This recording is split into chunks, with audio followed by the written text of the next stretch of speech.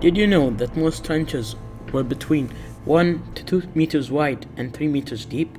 Let's talk about the trench warfare in World War I in this video.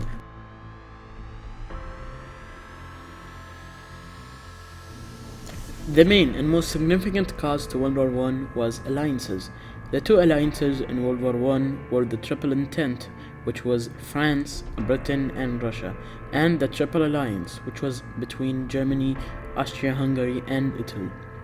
The reasons alliances led to World War I is because of their agreements that made them forced to fight when a country attacked their ally, and the loyalty between them that made all of them stand up for even a small problem. And lastly, the hostility of them, which was the best reason as to why alliances led to World War I. Trenches were long, narrow ditches dug into the ground where soldiers lived. They were very muddy, tight, and uncomfortable. Trench warfare is resorted to when the superior power of the defense compels the opposing forces to dig in so extensively as to sacrifice their mobility in order to gain protection. Trench warfare reached its highest development on the Western Front during World War I, 1914 to 1918, when armies of millions of men faced each other in the line of trenches, extending from the Belgian coast through the northeast France to Switzerland.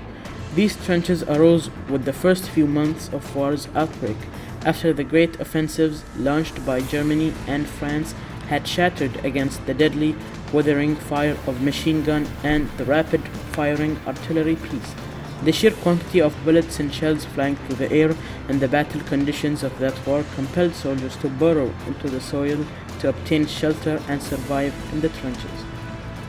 The leaders involved in the trench warfare were George Clemenceau for France and David Lloyd George for Britain, and President Woodrow Wilson for United States, and Kaiser Wilhelm II that led Germany. Lastly, the consequences of the trench warfare had a lot of consequences that are more than its advantages, some being that the trench was vulnerable to gas bombs or just bombs in general, because it was almost 10 to 7 feet deep and it's always crowded, so soldiers would panic and have nothing else to do.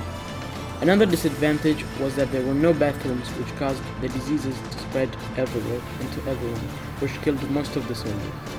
And here's a clip on how it went back then.